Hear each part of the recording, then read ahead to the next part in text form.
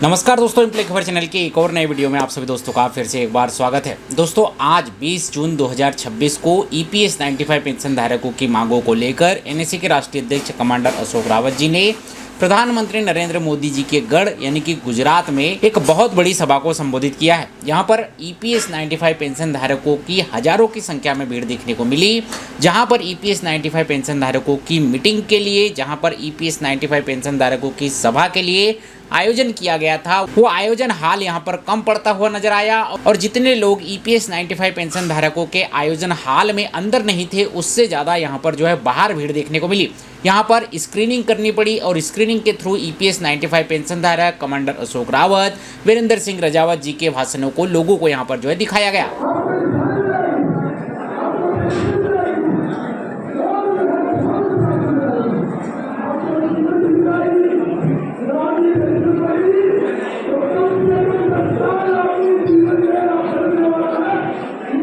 कार्यक्रम की शुरुआत बड़े ढोल धमाके के साथ हुई। कमांडर अशोक रावत एनएससी की टीम का जोरदार तरीके से स्वागत किया गया।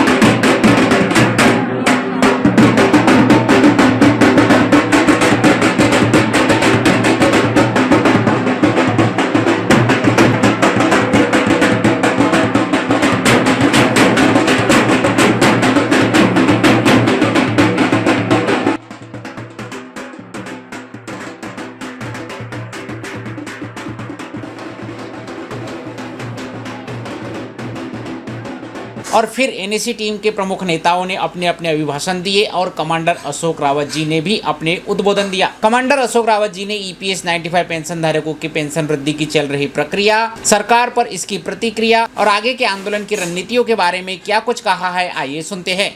1995 से अभी तक का ये प्रश्न है, इसका सॉल्यूशन कई सरकारें आई, कई सरकारें गई, लेकिन इस तरफ किसी का ध्यान नहीं गया। हमारे रिप्रेजेंटेटिव जो हमारे लिए कानून बनाते हैं, कानून बदलते हैं, वो सभी एमपीज, एमएलए, उन्होंने इस प्रश्न की तरफ कभी ध्यान नहीं दिया, क्योंकि अगर वो इस तरफ ध्यान देते तो उनकी पेंशन कौन बढ़ाता। उनका पूरा ध्यान अपनी खुद की पेंशन बढ़ाने में लगे हैं और वो खुद को समाज सेवी कहते हैं। जो समाज सेवी है वो पेमेंट ले रहा है, सैलरी ले रहा है, बराबर है क्या? और रिटायर्ड होने के बाद उसको पेंशन भी चाहिए, वो भी बहुत बड़ी पेंशन चाहिए। ऐसे हमारे समाज सेवी, उनके हाथों में आज देश की किसी भी पार्टी के हो, किसी भी पार्टी के हो, उनको अपनी पड़ी है। देश का बूढ़ा, चाहे वो भूखा हो, चाहे वो प्यासा हो, चाहे उसके पैसे पे ईपीएफओ सांप बन के बैठा हो, उसके पैसे का ना हिसाब ना जिंदगी का हिसाब। लेकिन आपको मैं एक बात बता दूं, हम पिछले 10 सालों से हम लोग जो संगठित हुए पूरे 27 राज्यों में, 28 राज्यों में, ये ऐसे नहीं हुए। जो हमारा हिसाब नहीं कर सकता उसका हिसाब हम करेंगे। आपकी जो पेंशन स्कीम है भाई, आपकी जो पेंशन स्कीम है, वो पेंशन स्कीम जब बनी थी तो उसमें ये प्रोविजन था कि उसको हर साल 2 साल या 1-2 साल में उसको मार्केट से पैरिटी उसकी देखनी चाहिए। उसमें डियरनेस अलाउंस और उस हिसाब से जो मार्केट वैल्यूज है उस हिसाब से पेंशन बढ़नी चाहिए। ये प्रोविजनल, बाबू भाई, ये प्रोविजनल है उसमें। सॉरी, मैं आपका नाम भूल गया लेना, इसलिए अभी लिया। तो उसमें प्रोविजन है, लेकिन इन्होंने कभी भी उसकी मार्केट से पैरिटी नहीं की। अगर की होती तो मेरे 417 1 ग्राम सोना होता। बहन जी बरोबर, बराबर है बहन? 1 ग्राम सोने की कीमत आज कितनी है? 15,000। 1 ग्राम की 15,000। तो हम क्या मांग रहे हैं? 7,500 महंगे भत्ता मांग रहे हैं। लेकिन ये तो मैंने 417 का बोला, 541 भरते थे उसका नहीं बोला, फिर 1250 भर रहे उसका भी नहीं बोला। तो भरने की किस्तें बढ़ रही है और जो 700 भाई साहब को मिल रहा है वो 700 ही मिल रहा है। ये सिस्टम इस स्कीम में है। इस स्कीम में ये प्रोविजन था कि इसको समय समय पर पेंशन का मार्केट से पैरिटी करके उसको बढ़ाया जाए। ये नहीं किया और लोगों को इस स्कीम के नाम पे इस व्यवस्था ने सिर्फ लूटा है। लूटा है, ठीक है, चोरी होती है, घर में डाका डाला जाता है, पैसा चला जाता है, नुकसान होता है, लेकिन ये हमारे लिए 60 साल की उम्र में इसके परिणाम भोगने पड़ रहे हैं।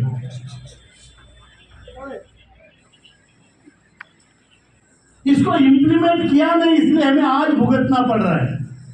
ये स्कीम ने आपको तो तकलीफ दी है, पर आने वाली पीढ़ियां सदियों तक माँ बाप की इज्जत करना भूल जाए। बराबर है कि झूठ है? बोलो। मैं बात करता हूं आपसे, देखो आप बूढ़े हो गए हो, मैं भी हूं बूढ़ा। हम बूढ़े शेर है, ना नाखून है ना दांत है, लेकिन कोई बंदर आके कान खींचता है तो आवाज तो निकालनी पड़ेगी ना। आवाज है ना, तो फिर वो गर्जना करनी चाहिए। गुजरात का शेर है, सिंह है, उसको आवाज तो करनी पड़ेगी। बराबर? तो ये है। तो हमें अब कोई भी हमारा आगे कान खींच रहा है, घर में भी, गली में भी, मोहल्ले में, इस स्थिति को हमको बदलना है।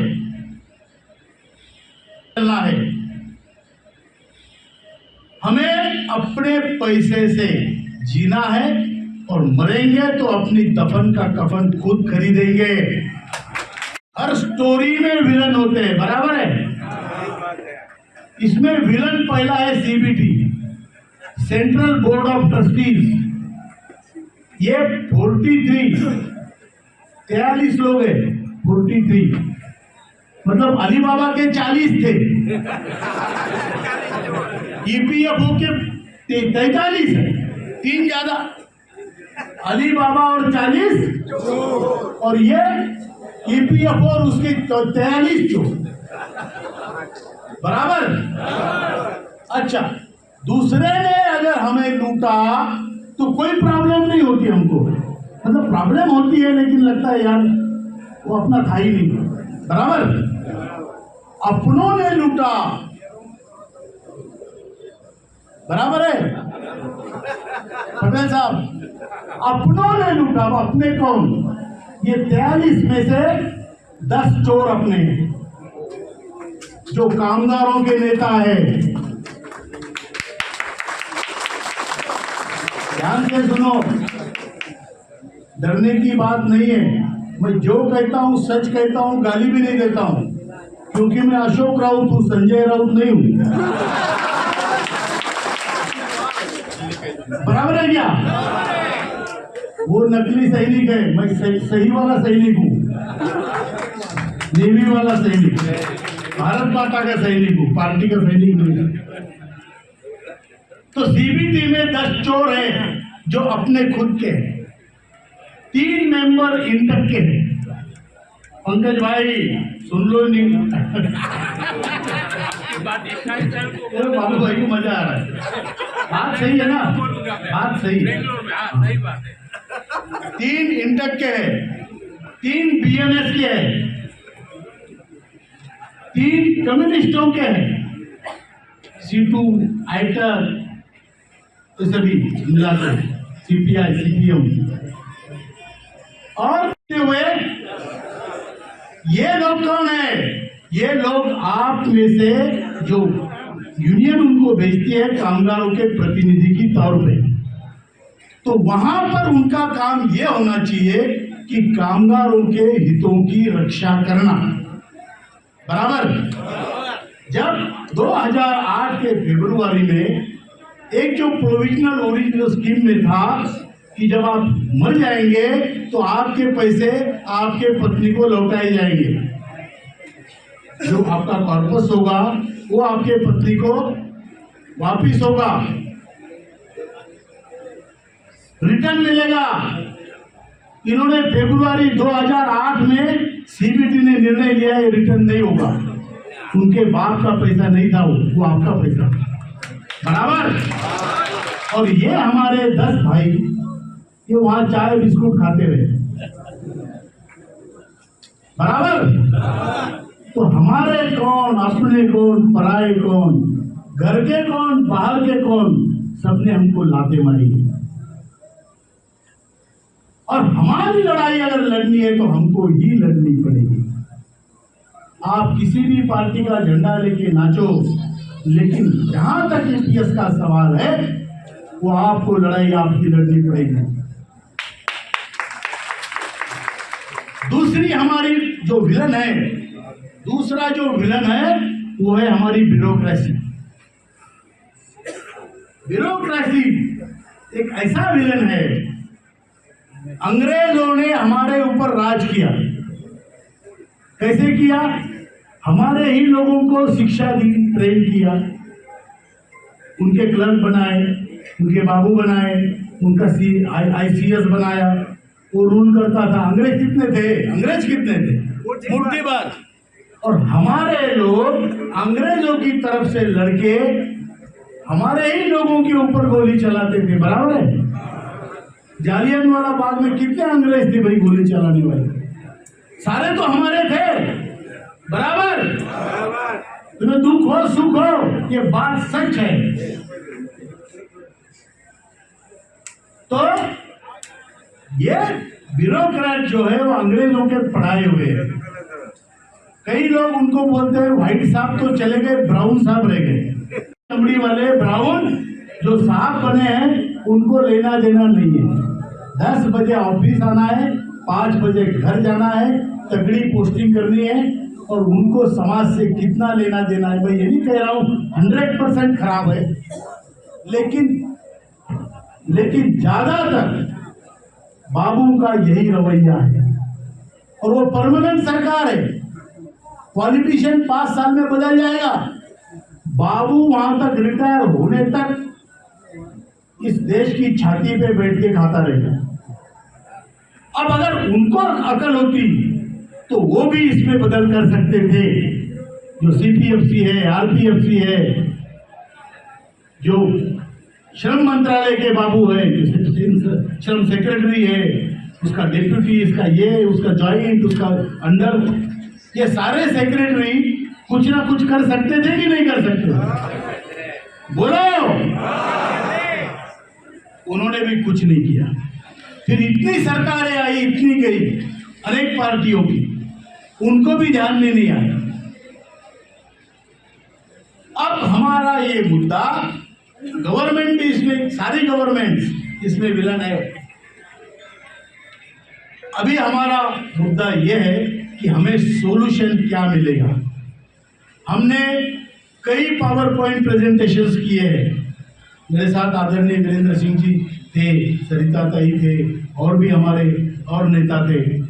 कई बार पावर पॉइंट प्रेजेंटेशन हमने श्रम मंत्री के सामने, श्रम सेक्रेटरी के सामने, उसके बाद कैबिनेट सेक्रेटरी के सामने, हमने ऐसा मौका नहीं छोड़ा कि हमने किसको नहीं बताया। मैं आपको बताता हूँ, कोई भी इतनी बड़ी सरकार का प्रधानमंत्री आपको बुला के आपकी 2 बार बात सुनता और कहता है कि ये बात सही है, ये होना चाहिए, ये प्रधानमंत्री जी के शब्द है।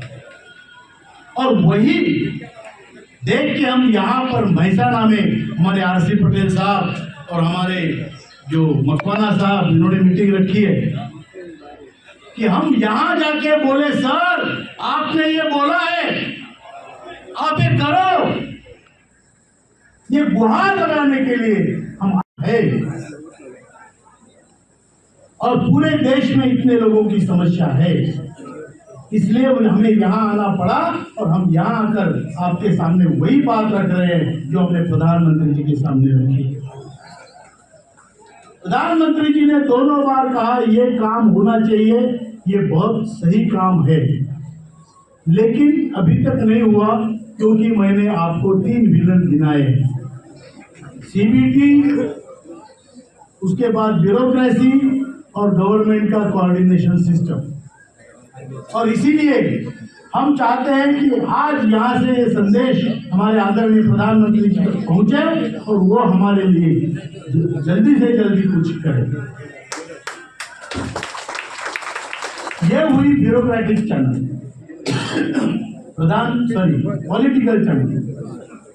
हम प्रधानमंत्री जी से मिले, वित्त मंत्री जी से 4 बार मिले, कामगार मंत्री जी से दर्जनों बार मिले और कोई बाकी नहीं छोड़ा हमने।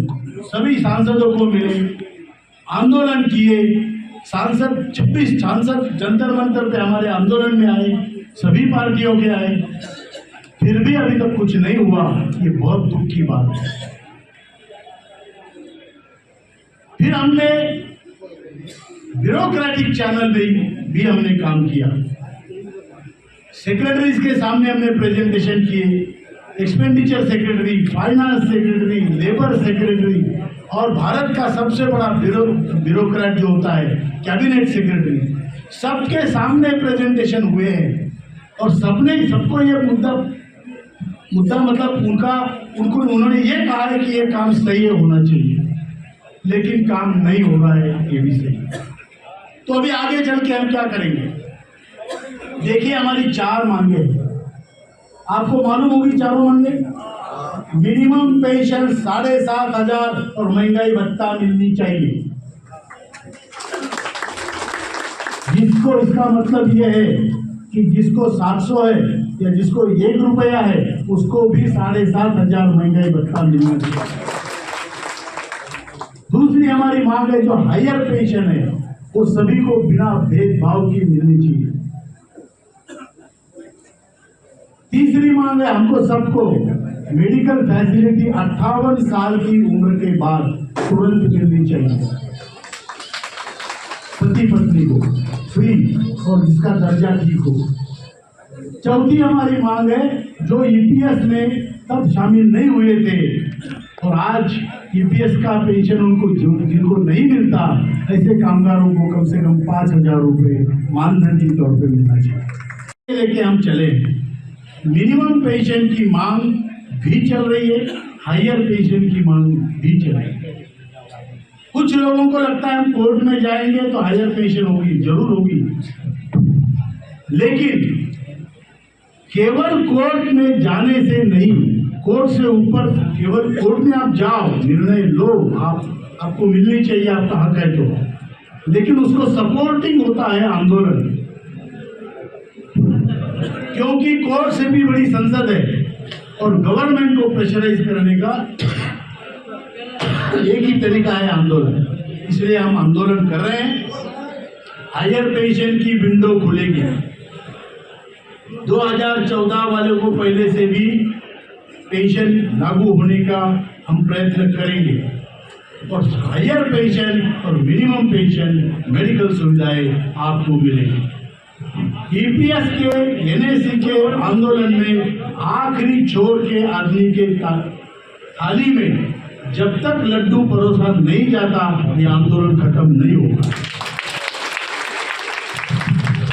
पेंशन मित्रों ने विनंती कि जो कोई पेंशन भाई पास ना ले रहे हो, पास बेबी रेशो, पास 800 तो के हिसाब से पास बेबी रेशो। तो अभी मैं ये सब होगा, हम सब मिलकर करेंगे, हम दिल्ली तक लड़ेंगे और आज स्थिति यह है कि हमारा काम कभी भी हो सकता है। जैसे सिंह साहब ने बोला, हमारे मनसुख भाई मांडविया जी जो हमारे श्रम मंत्री है, हमारे आदरणीय हैं, उन्होंने कहा कि हम मुहूर्त देख रहे हैं, तो हमने ये भी बोला कि मुहूर्त देखते देखते हमारे मतलब जो पुजारी है वही मर न जाए, हम जिसके यजमान ही मर न जाए, इतना लंबा मुहूर्त मत देखिए। वो भी चल रहा है, हमारी पेंशन जल्दी से जल्दी बढ़ने की बहुत संभावना है, लेकिन हम फिर भी, हम तो दूध से जले हैं तो हम छाछ फूंक के ही पिएंगे। इसलिए हम अपना आंदोलनात्मक कार्यक्रम बंद नहीं कर रहे हैं। अभी आज यहाँ की मीटिंग है, 2 दिन बाद पुणे की मीटिंग है, उसके 3 दिन बाद हैदराबाद में, फिर कलकत्ता में सेंट्रल वर्किंग कमेटी की मीटिंग 1 जुलाई को होगी। उसमें निर्णय होंगे, पूरे देश के नेता वहां आएंगे, उसमें निर्णय होंगे कि आगे का आंदोलन कितना तीव्र किया जाए।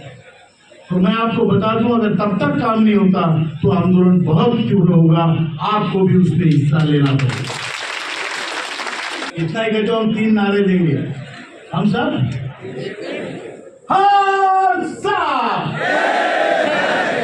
सिंह की गर्जना आ रही चाहिए,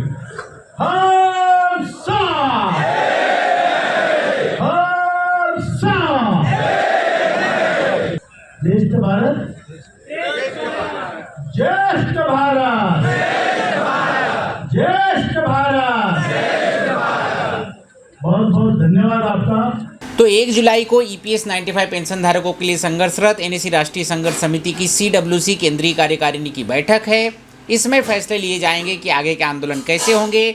वहीं पर 1 जुलाई को ही CBT की एग्जीक्यूटिव कमेटी की भी बैठक है, उसमें क्या ईपीएस 95 पेंशन धारकों का मुद्दा होता है या नहीं, ये बड़े फैसले यहाँ पर 1 जुलाई को होते हुए नजर आएंगे।